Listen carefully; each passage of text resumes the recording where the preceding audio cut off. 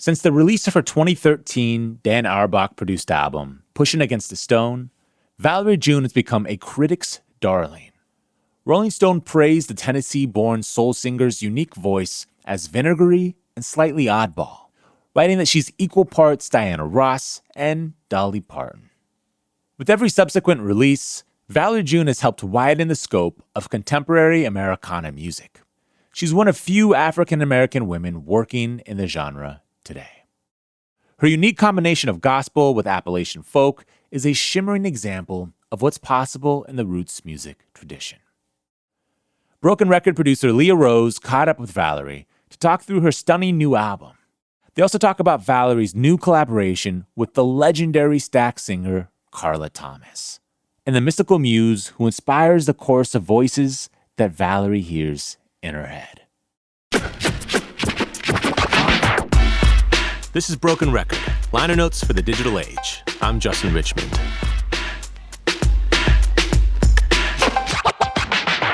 Here's Leah Rose and Valerie June. In 2013, I read that you labeled your style organic moonshine roots music. Does that still hold true for you?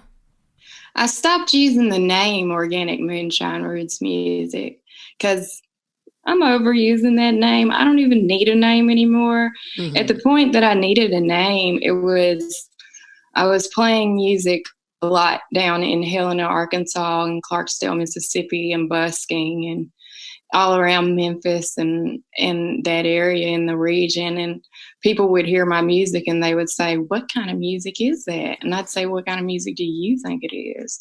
And some people would say blues, and some people would say gospel, and some folk, and some hillbilly music. And I was just like, gosh, I'm just going to think of a magical name for my music and let that name be what I call it, because I want it to be able to just be me and not have all of those rules. And I still feel like that. Like it's ethereal, it's magical, it's what do we call music? It's really, really hard for musicians unless they're in a pure form and studying that. Yeah, and it seems like the only place those labels really matter are, when you're being classified on Spotify in a certain playlist, or even in like an old school record store where you have to be within a certain genre. But besides that, it's like, it's what, it doesn't even really matter. Yeah. And I find that many listeners, they don't much need the label title for the genre or whatever. If they like the song and it feels good to them, they respond to it. And that's all there is to it. And it's almost even better because if it's a song, if it's somebody who has like a clear parameter, like, you hear people say, "I like everything but country music."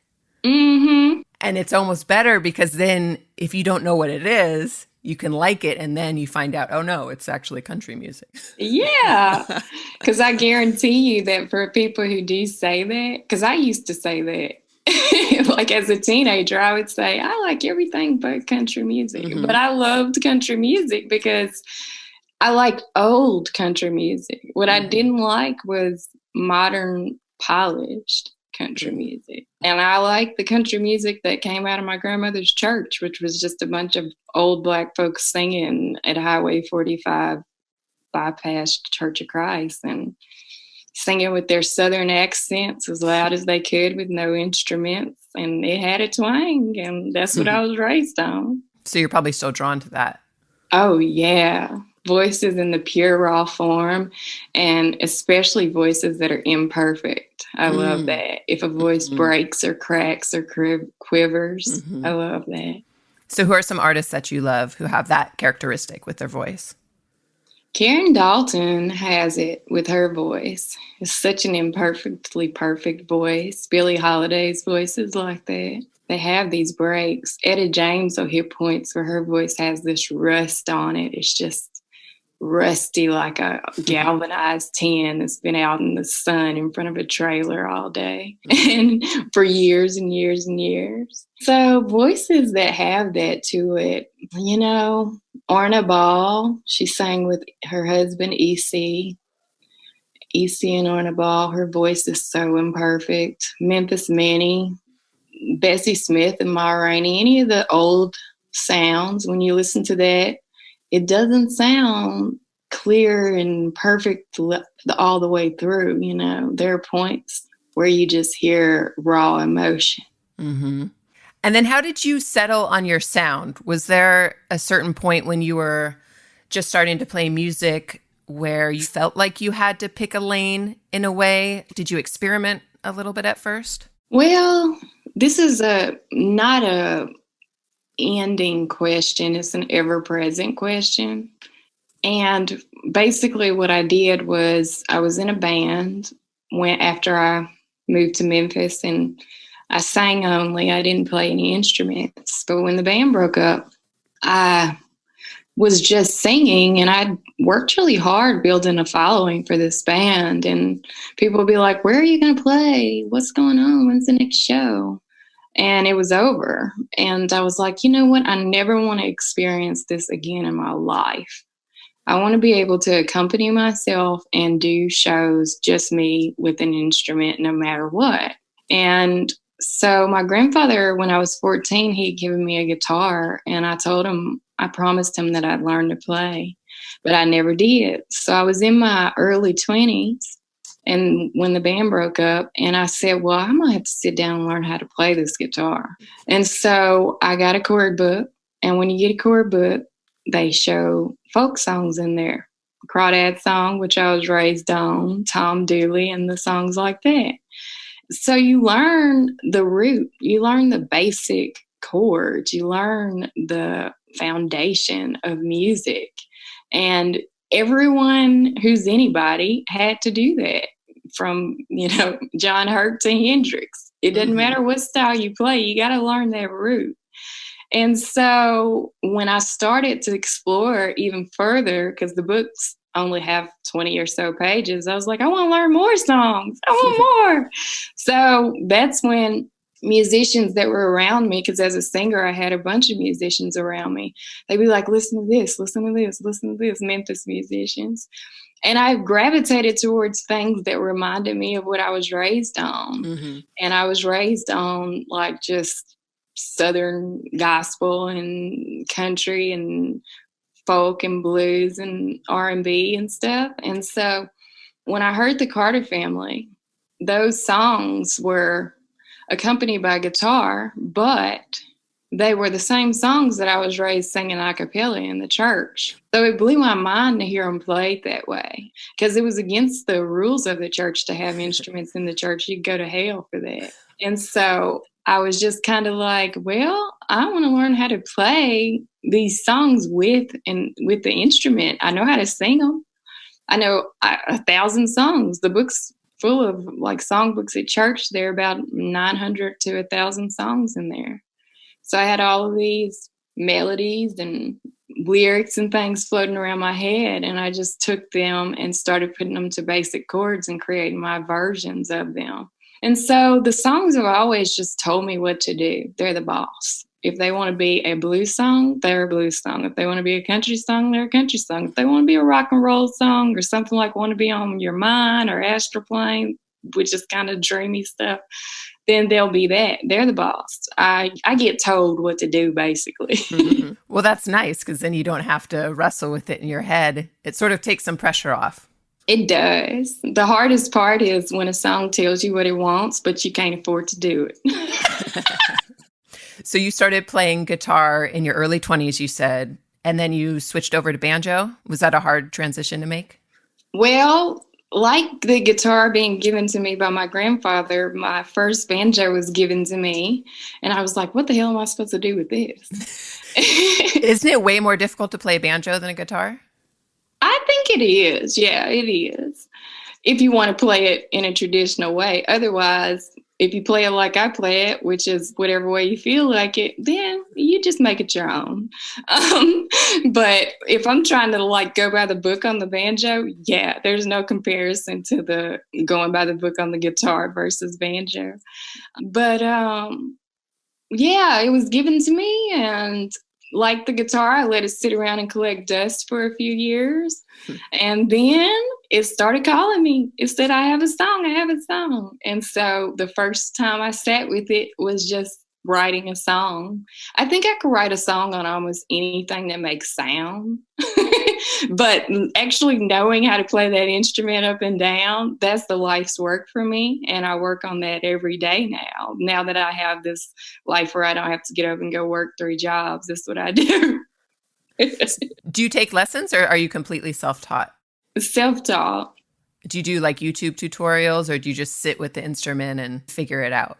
When I want to learn a cover song, I'll watch videos on it on YouTube. And I think that's so amazing about this technology in our time that we can learn anything we want to learn. And I think that contributes to artists not having limits as far as what they create, it being inspiration from artists from India or Africa or Ireland. You know, you can just go all the way into Brazilian music or anything you want to learn right at the click of a fingertip, you know, on a button.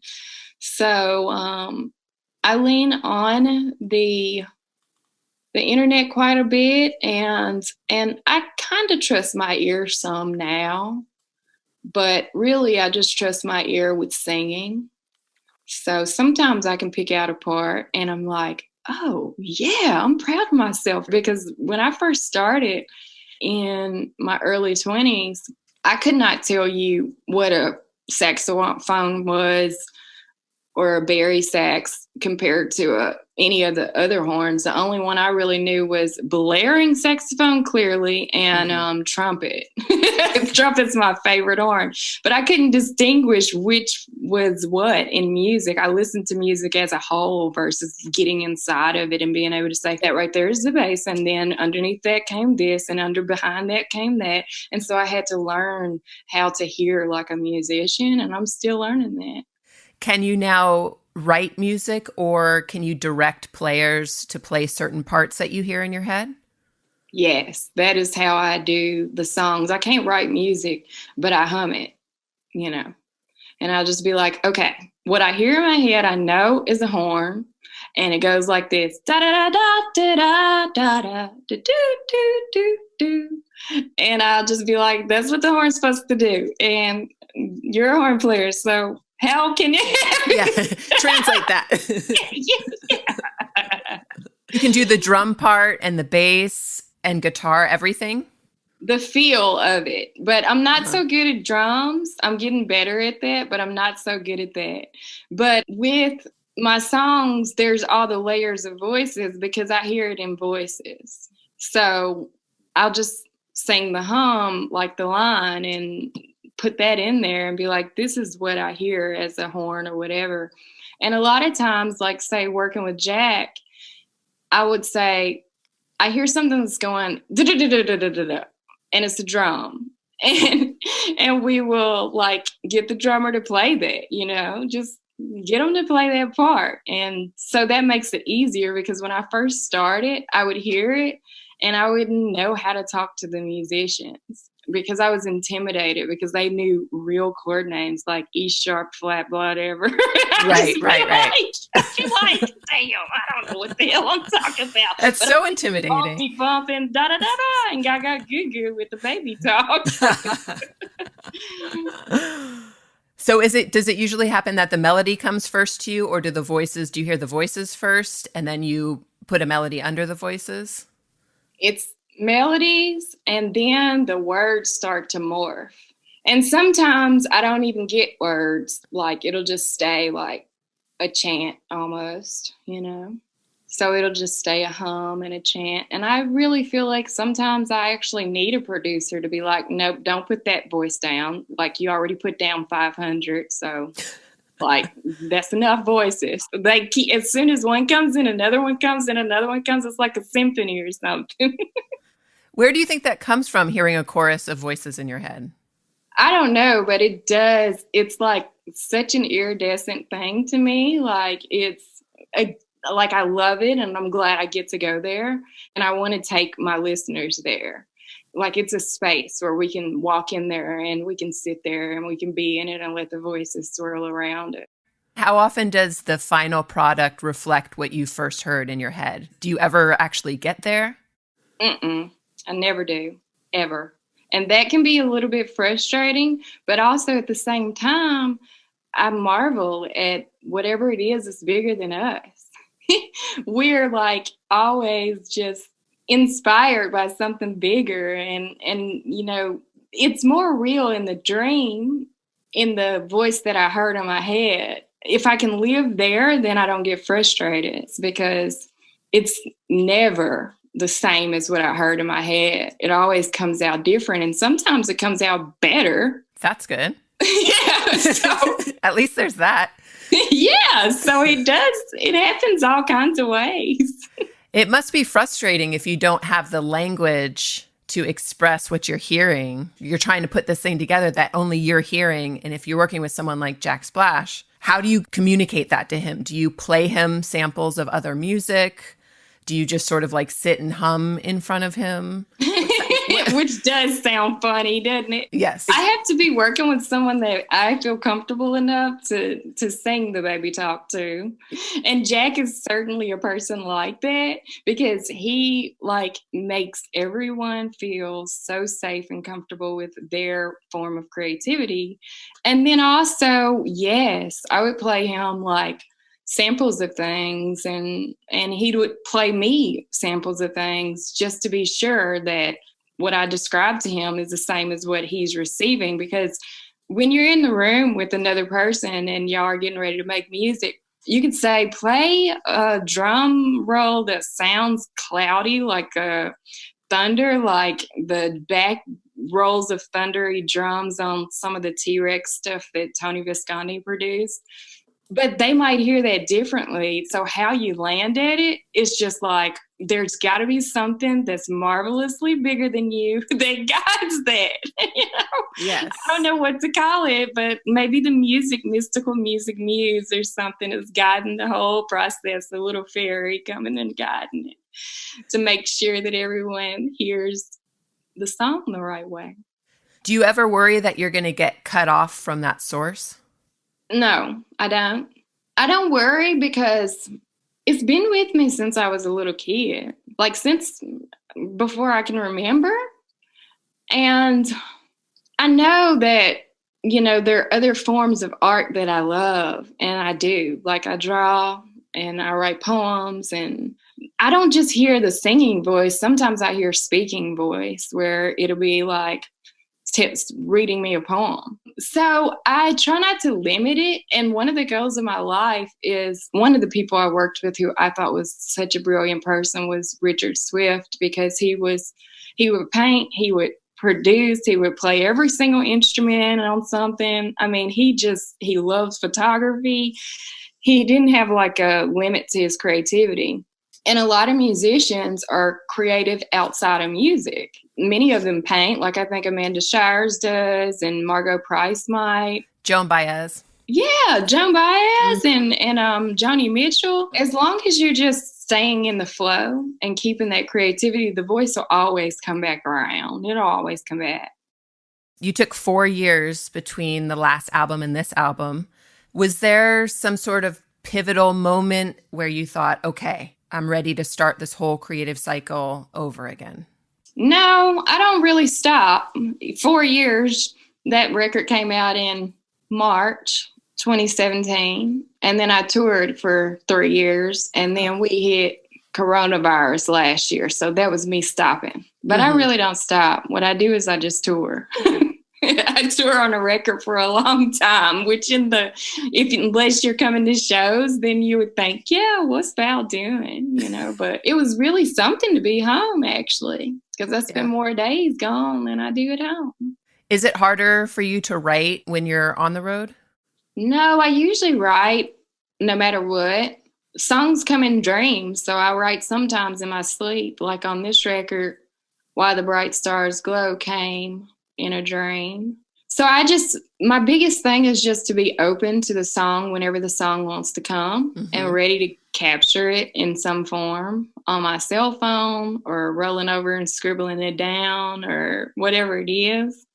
While I'm cooking, sometimes the songs will come. I'll have to be like, oh, I'm getting the song. I got to capture just a little snippet and I can go back later and and continue with it or whatever. So it sounds like it almost comes when you're focused on something else. Oh, yeah. Yeah. If I sit down and try to write a song, it's over. I cannot. I mean, I can do it if I have a songwriting session with someone and we say we're going to write a song, but even then it's hard. I do not like it. I want to learn how to like it. I want to learn how to write songs about blue cars when someone asks me to write a song about a blue car. But yeah, like the hardest part about the writing and stuff is just making a record, is getting in the studio with the musicians and having the time and knowing the right producer. Like with this producer search, I met so many amazing producers that I loved, and that alone took about 6 months. Wow. Going to Nashville and different cities and having tea and trying a little demo with someone and seeing how it felt and if they were right for these particular songs and stuff. So all of that stuff takes time, but the writing of the actual song, that song where I'm able to play just acoustic guitar and sing it no matter what layer of production I put on it, that comes when it wants to. Mm-hmm. So you settled on Jack Splash for the new album. He's worked with Kendrick Lamar, John Legend, Alicia Keys. What was it about his sensibility that you really liked? I loved working with Jack because he's like a kaleidoscope in the way he appreciates music and art. And I just wanted to be working with someone who saw the world magically and, like, similar to what I described about Richard, had no limit to their appreciation of whatever it is that makes us creative. Whatever that thing is, just loves and appreciates it, from fashion to art in his house to books in the studio to everything. Just is filled with inspiring moments, no matter where you look in his space. So I just wanted to work with him because of that. You want to work with people that you feel like you're going to add them to your tribe and they're going to be a part of your family. Because it's such a vulnerable process. It is. Oh, singing baby talk to just anybody? No, it doesn't work. Even around the house with my boyfriend, he's like, is it over yet? You just sang the same thing like again and again for like a freaking hour. You're like, thanks for the encouragement. No, he's super sweet. He produced the last record, but I do know that living in a tiny New York apartment and singing the same thing again and again can drive anybody crazy but the person who's doing it. Did you assemble some sort of audio mood board for the new album? Did you go in there with a set of sounds that you played for Jack? I created a document, and it had songs that inspired it so he could get the vibe that I was trying to create with the song. And then it also had like quotes and poems so that he would be in the headspace for what I was trying to create. And it also had words. Do you remember what any of those words were? Yeah, let's see. Cinematic, that was a word that I wanted it to be. And I loved what he'd worked on with Tank and the Bangas, especially the song Colors Change. And the vintage sounds and the reverb on Teenage Love Affair that he did with Alicia Keys, and the raspiness of the drums on Fool for You that he did with CeeLo. So I went through everything he did, and I extracted like things that I knew I was already hearing on my songs, and just so he could know in relation to stuff he's already done, like sounds that he's already captured that I love, that I'm like, this is the one that has to be on that particular song too, that feel or that reverb or that tone or whatever. So that, and then odd and dreamy sounds. I said I want some vibraphones, some xylophones, some birds, some chimes, some planes, harps. I was just like, I was going and naming all of it. And then the words are ethereal, dreamy, magical, otherworldly, flowing, multi-era, multi-genre, soul, heart, colors, consciousness, adventurous, simmering, space. He goes on. I mean, the man probably thought I was freaking nuts. Let's talk through some of the songs. Is there anything in particular, any song that you want to start with or you want to break down for us? We could start with Call Me a Fool. With Carla Thomas. Yeah. Oh my goodness. How did that happen? So I lived in Memphis for 10 years and I'd seen Carla all around, and people would be like, she doesn't really play much anymore or go out. And I didn't feel like she was someone that I could just walk up to and approach. So I reached out to Boo Mitchell, who runs Royal Studios, which is Willie Mitchell's studio. And I said, Boo, do you know how we can get in touch with Carla? Because I got a song and I would love to have her sing on it. And he was like, yep. And he got me in touch with her sister, Venice. And Venice got me in touch with Carla because Carla doesn't have a phone. And so she lives in a different, like her time and everything is just so great. It's so different.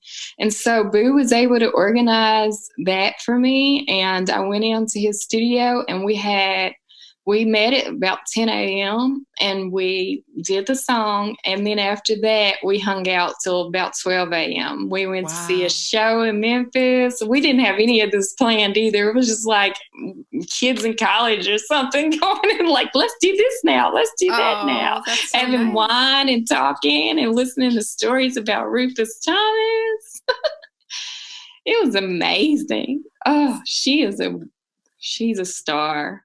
So what did you ask her? Or do you remember anything specific that you wanted to know once you all were out and comfortable and talking?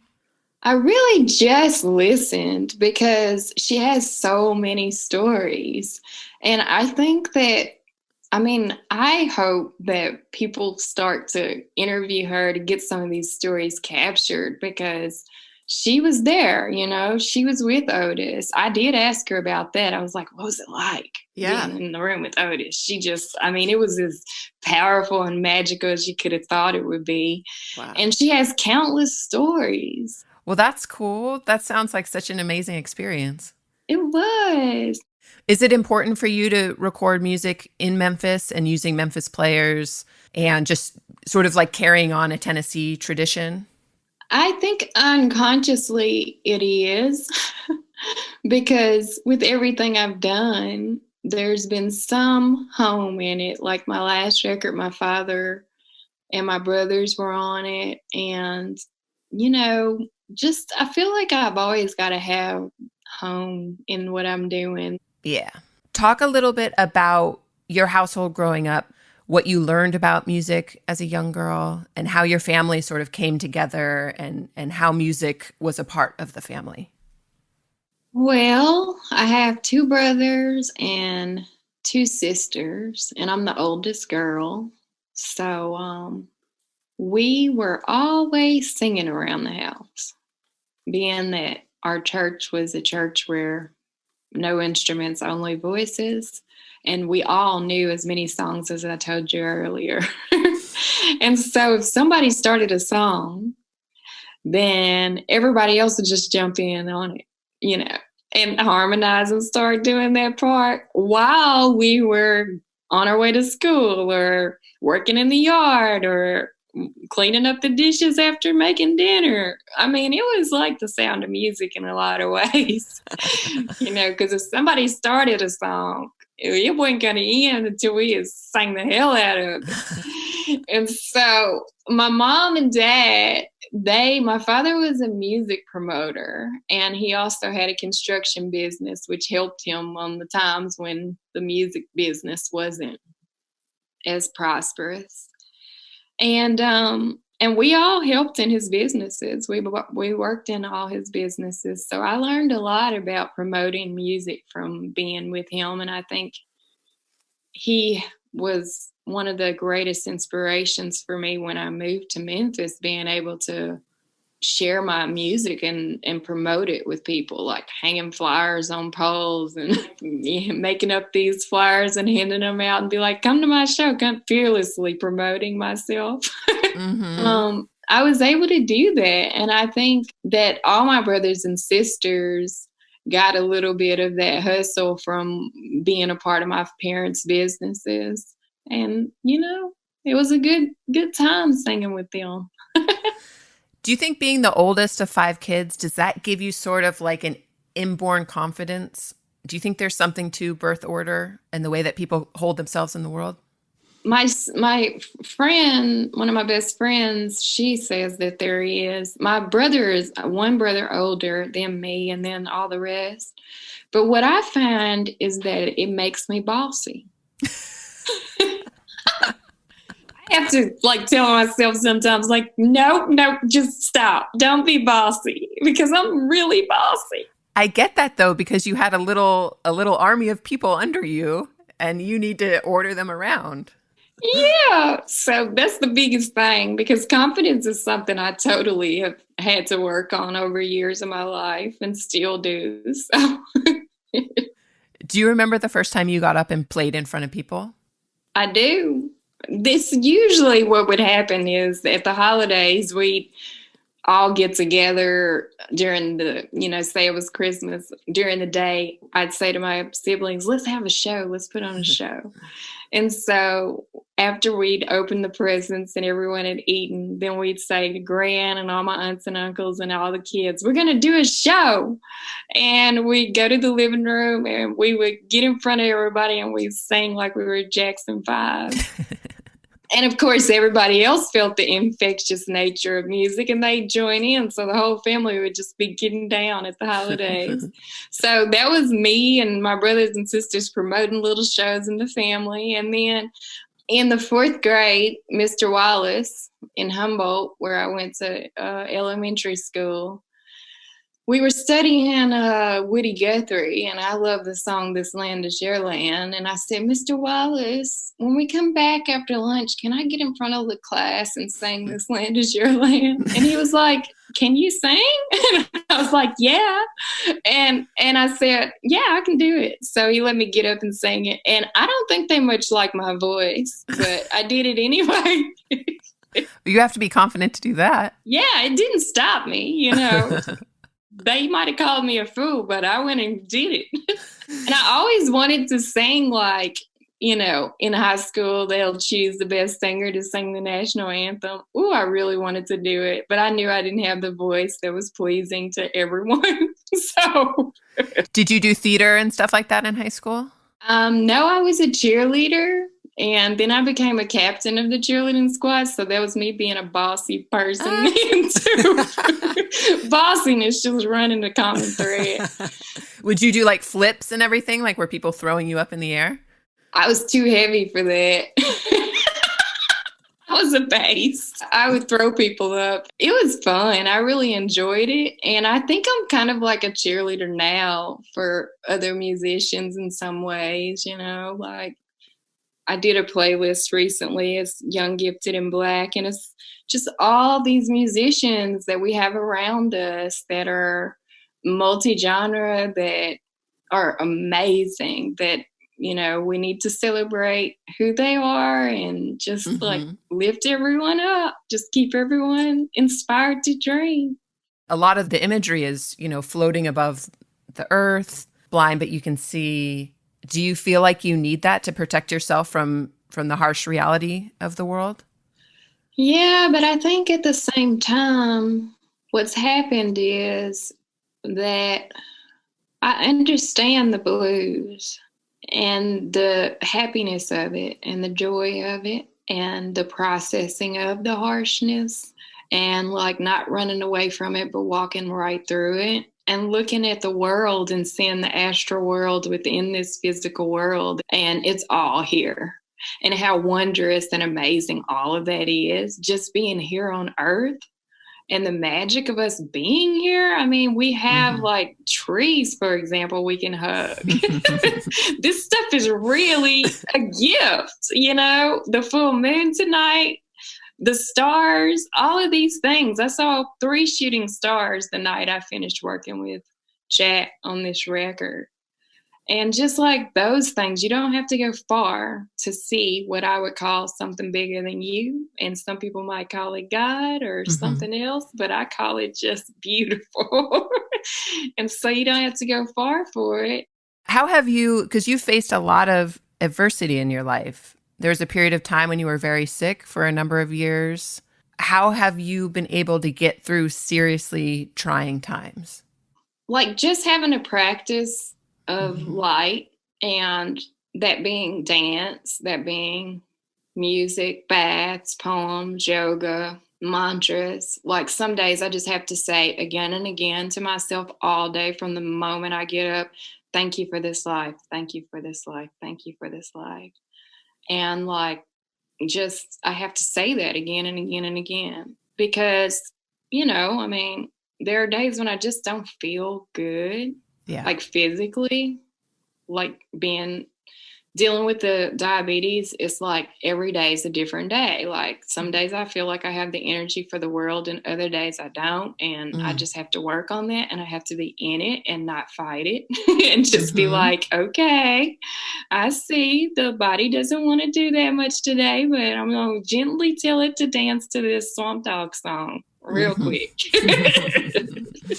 You know, so you just meet it where it is every day, just like with the voice. Sometimes the voice is able to hit super high notes, and then sometimes it sounds like low, like it in the morning when you first wake up. You meet it where it is until it's ready to be beautiful and clear, like Alison Krauss at the end of the day. In the morning it's Howlin' Wolf. At the end of the day it's Alison Krauss. Do you look back at old songs, listen to lyrics, and think, wow, I've come a long way, or I completely don't agree with that? Whatever I was saying, wherever I was back then, I've moved on. Usually don't look back much, but when I do, like when something makes me look back, like for example with the song Shotgun, someone wanted me to be on a podcast dealing with murder ballads. And there was a time in my life where I did study murder ballads. But I felt like after all the things that happened in our nation with, you know, gun violence and things, and even in African-American communities, how we struggle with that I didn't want to sing that song ever anymore. It can be on a record, but I just don't feel like, I feel like, you know, when a song is right for a time and when it needs to just like, that came out and it's out and that's that. And it doesn't need to go. If people want to hear it, they can put the record on, you know. I was wondering how you felt about working woman blues. I ain't fit to be no mother, I ain't fit to be no wife. If that's something that still holds for you, or if that's just not even really a proclamation from yourself, that's just part of the song. It's part of the song, and it's really just dealing with like women feeling free enough to be what they want to be and not have to find any kind of set way to be. But if I look at it personally, I tried to be a wife twice. That didn't work. So maybe I ain't fit. Maybe that's one of them premonition songs. I wish it wasn't, because Lord knows I love a good love story. But yeah, Matt and I are not getting married. I think I messed that up a couple of times. Well, thank you so much for taking the time to talk with me. I wish you so much luck with the new album. It's super exciting. I hope you're able to get out and perform once everything hopefully rights itself in the world. Thank you. I hope so. Thanks to Valerie June for singing and sharing her journey with us. Valerie put together a playlist for us of her favorite Imperfect Voices. You can find a link to it in the episode description. And be sure to subscribe to our YouTube channel at youtube.com/brokenrecordpodcast, where you can find extended cuts of new and old episodes. You can follow us on Twitter at Broken Record. Broken Record is produced with help from Leah Rose, Jason Gambrell, Martin Gonzalez, Eric Sandler, and Jennifer Sanchez, with engineering help from Nick Chafee. Our executive producer is Mia LaBelle. Broken Record is a production of Pushkin Industries. And if you like the show, please remember to share, rate, and review us on your podcast app. Our theme music's by Kenny Beats. I'm Justin Richmond. Peace.